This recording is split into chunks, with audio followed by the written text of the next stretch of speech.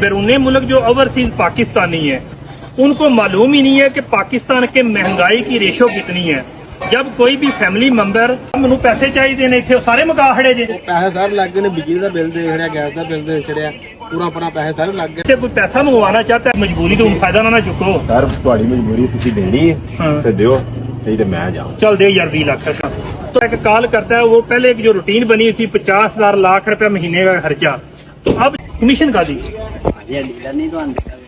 यार है कभी कमीशन नहीं यार रूल है इथे 2% कमीशन होगी। 2% कमीशन यानी कि मुझे 40,000 इन्हों ही देना पैना है। ओवरसीज पाकिस्तानी है जो बाहर बैरूनी मुल्क कमा रहे होते हैं यार, तुम्हारे खर्चे वध गए ने। बहुत साल बाद आया पाकिस्तान, तेनों नहीं पता पाकिस्तान कितने टुर गए है। जी भाई हाँ जी तेल पा दे, कितना पाना टैंकी फुल कर दे। भाई हैर ते है ना, तू टैंकी फुल कर, भाई हैर ते है ना, तू टैंकी फुल कर, मेरे को टाइम को नहीं। चेक करो भाई मीटर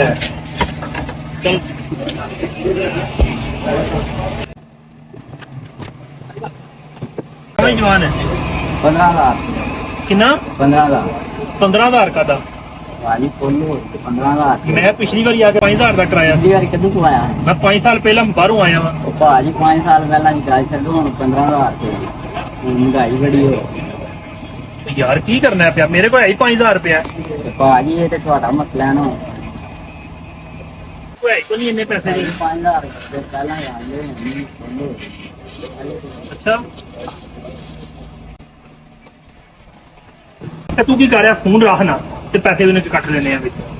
ਭਾਜੀ ਇਹ ਫੋਨ ਕਿੰਨੇ ਦਾ ਹੋਗਾ, ਇਹ ਫੋਨ ਨਹੀਂ ਆਇਆ ਫੋਨ ਤੇ ਪੀਟੀਏ ਪ੍ਰੂਫ ਕਿੰਨਾ ਟੈਕਸ ਹੁੰਦਾ ਹੈ ਇਹ 1000 ਰੁਪਿਆ ਤੇ ਮੇਰਾ ਟੈਕਸ ਦਾ ਲੱਗ ਜਾਣਾ। ਮੈਂ ਯਾਰ 15,000 ਦਾ ਤੇਰਾ ਕੋਈ ਫੋਨ ਕੋ ਨਹੀਂ, ਮੈਂ ਐਡਾ ਮਹਿੰਗਾ ਫੋਨ ਲਿਆਂਦਾ ਵੇ। ਉਹ ਭਾਈ ਜੀ ਇਹ ਹੁਣ ਉਹਦੇ ਟੈਕਸ ਲੱਗ ਜਾਣਾ ਤੇ ਕੀ ਕਿਤੇ। ਚਲ ਮੈਂ ਫਿਰ ਫੋਨ ਕਰਨਾ ਵਾ। ਹਾਂਜੀ ਉਸਾਮਾ ਕਿੱਥੇ ਨੇ? मैं घर जे ਉਹ ਯਾਰ ਮੇਰਾ ਨਾ ਇੱਥੇ ਮਸਲਾ ਬਣ ਗਿਆ, ਮੈਂ ਤੇਲ ਪਵਾਇਆ ਤੇ ਉਹ ਕਾਫੀ ਮਹਿੰਗਾ ਹੋ ਗਿਆ ਤੇ ਉਹ 15,000 ਰੁਪਏ ਬਿੱਲ ਬਣਾ ਰਿਹਾ। ਮੈਨੂੰ ਤਾਂ ਪਤਾ ਸੀ ਟੈਂਕੀ 5,000 ਦੀ ਫੁੱਲ ਹੋ ਜਾਂਦੀ ਹੈ, ਤੂੰ ਕੋਈ ਪੈਸੇ ਲੈ ਕੇ ਆ ਜਲਦੀ ਜਲਦੀ ਨਾ।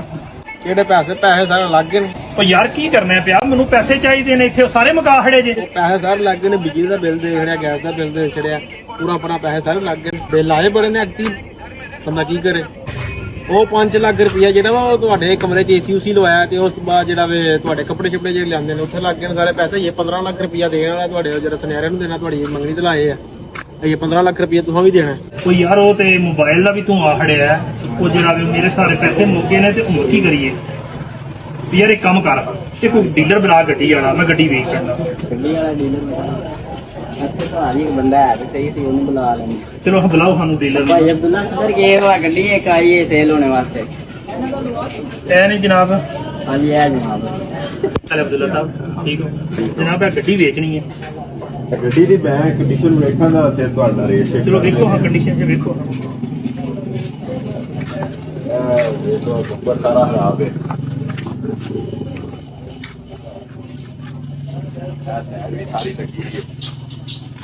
ਕਿੰਨੇ ਦੀ ਗੱਡੀ ਲੋ, ਤੁਸੀਂ ਗੱਲ ਕਰੋ ਜਰਾ। 20 ਲੱਖ ਦੀ ਮੈਂ ਲੈ ਲਾਂਗਾ ਤੁਹਾਡੇ ਕੋਲ। ਯਾਰ ਮੈਂ 25 ਲੱਖ ਦੀ ਕੋਈ 4-5 ਦਿਨ ਪਹਿਲਾਂ ਲਈ ਹੈ ਜਿਹੜੀ। ਕਿੱਥੇ ਰਹਿ ਰਹੇ 25 ਲੱਖ ਦੀ ਲਈ 25 ਦੀ ਲਈ ਹੈ। ਹੁਣ ਵੇਖੋ ਦੌਰ ਤੇ ਉਹ ਦੌਰ ਵੇਖੋ ਤੇ ਗੱਡੀ ਮਾਡਲ ਵੇਖੋ ਤੁਸੀਂ। ਯਾਰ ਨਾ ਕਰੋ, ਮੈਂ ਗੱਡੀ ਏਰੀਏ ਇਹ 5,000 ਰੁਪਏ। ਸਰ ਰੋਜ਼ ਕੀਮਤਾਂ ਚ ਯਾਰ ਮੇਰੀ ਮਜਬੂਰੀ ਤੋਂ ਫਾਇਦਾ ਨਾ ਚੁੱਕੋ। ਸਰ ਤੁਹਾਡੀ ਮਜਬੂਰੀ ਤੁਸੀਂ ਦੇਣੀ ਹੈ ਤੇ ਦਿਓ, ਨਹੀਂ ਤੇ ਮੈਂ ਜਾਊਂ। ਚੱਲ ਦੇ ਯਾਰ 20 ਲੱਖ, 20 ਲੱਖ ਦੇ ਜਰਾ। ਮੈਂ ਤੁਹਾਨੂੰ ਆ ਬਿਆਨਾ ਦੇਣਾ ਜੀ ਜੀ। ਤੇ ਬਾਕੀ ਜਿਹੜਾ 2 ਲੱਖ ਰੁਪਇਆ ਤੁਹਾਨੂੰ ਬਿਆਨਾ ਦੇ ਰਿਹਾ। ਠੀਕ ਹੈ, ਲੈ ਹਵਾਈ। ਤੇ ਬਾਕੀ ਬੰਦਾ ਆ ਰਿਹਾ। ਅੱਛਾ ਇਹ ਲੋ ਹਾਂ ਜਨਾਬ, ਇਹ ਤੁਹਾਡੇ ਜਨਾਬ ਹੋ ਗਏ ਤੇਲ ਦੇ ਪੈਸੇ। ਭਾਈ ਜੀ ਸਾਡੀ ਕਮਿਸ਼ਨ ਕਮਿਸ਼ਨ ਕਾਦੀ?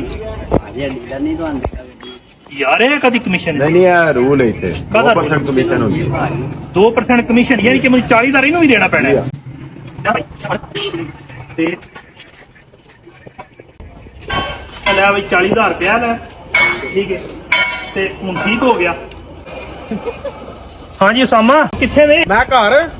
ਉਹ ਯਾਰ ਕੀ ਕਰ, ਮੈਂ ਨਾ ਉਹ ਗੱਡੀ ਵੇਚ ਛੜੀ ਏ ਤੇ ਕੀ ਕਰ, ਮੇਰਾ ਬੈਗ ਤਿਆਰ ਕਰਕੇ ਲੈ ਆ। ਮੈਂ ਅੱਜ ਨਾ ਜਰਾ ਮੈਂ ਟਿਕਟ ਅੱਜ ਦੀ ਕਰਾ ਕੇ ਤੇ ਮੈਂ ਨਿਕਲ ਜਾਣਾ। ਨਹੀਂ ਜਾਣਾ ਕਿੱਥੇ ਵੇ? ਇਹ ਤੇ ਉਹ ਸੁਨਿਆਰੇ ਦਾ 15 ਲੱਖ ਰੁਪਇਆ ਦੇਣਾ ਜਿਹੜਾ ਤੇਰੀ ਮੰਗਣੀ ਤੇ ਲਾਇਆ ਵੇ, ਜਿਹੜਾ ਤੇਰੀ ਮੰਗਣੀ ਤੇ ਅੰਗੂਠੀ ਝੂਠੀ ਬਣਾਈ। ਕਿੰਨੇ ਤੂੰ ਤੋਲਾ ਸੋਨਾ ਵੇ?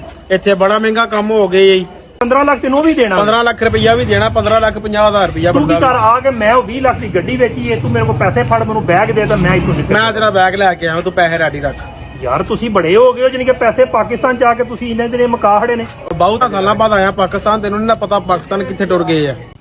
ਮੇਰਾ ਕੋਈ ਨਹੀਂ ਇਰਾਦਾ ਵਾਪਸ ਹੋਣੇ ਦੇ, ਦੀ ਮਹਿੰਗਾਈ ਜਿਹੜੀ ਹੈ ਵਿੱਚ ਹਫਤੇ ਦੇ ਅੰਦਰ ਹੀ ਪਾਕਿਸਤਾਨ ਨੂੰ ਪੈਸੇ ਮੁੱਕ ਜਾਂਦੇ ਨੇ। ਮੈਂ ਜਨਾਬ ਅੱਜ ਟੁਰ ਚਲਾ, मैं आज दी फ्लैट तो बाहर निकल चला हूँ। बताना चाहूंगा कि जो मौजूदा सिचुएशन में महंगाई का तूफान आ गया ना, उस बेस पे वीडियो बनाई है कि बैरून मुल्क जो ओवरसीज पाकिस्तानी है उनको मालूम ही नहीं है कि पाकिस्तान के महंगाई की रेशो कितनी है।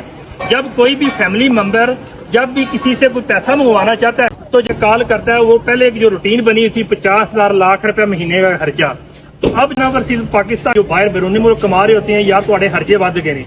अब जो पहले 1 लाख रुपया खर्चा था अब 3 से 4 लाख रुपया खर्चा है। अब ना ओवरसीज पाकिस्तानी कुछ कर सकते हैं, ना इधर रहने वाले जनाब अच्छी तरह गुजारा कर सकते हैं। ये वीडियो बनाने का मकसद ये था कि अभी भी हमारे पास टाइम है कि हम जो है इस जो महंगाई ये पाकिस्तान में लाकानूनियत हो चुकी है, ये इंस्टेबिलिटी हो चुकी है, इसके बारे में आवाज बुलंद करें, अपना मैसेज कन्वे करें और जो बाकायदा तौर पर रुडू के निकल के इसका एहतजाज करें। अगर ना किया तो अभी तो ये चंद दिनों की बात है, इतना हो गया है। बहुत जल्द जनाब को जो पेट्रोल है अब हालिया 350 रुपए फी लीटर मिल रहा है, 1.5 माह तक यही पेट्रोल आपको 450 रुपए का भी नहीं मिलेगा। तो ये सिचुएशन हो गया कि इस वक्त मिडिल क्लास बंदे की बारी है। गरीब तो बंदा मर गया है, अब मिडिल क्लास बंदा बहुत ज्यादा मुतासर हो रहा है और अपर क्लास सिर्फ चंद % है जो कि ऐसा उनकी भी बारी आ जाएगी। बहुत शुक्रिया। हमारी वीडियो को लाइक कीजिए, फॉलो कीजिएगा और कमेंट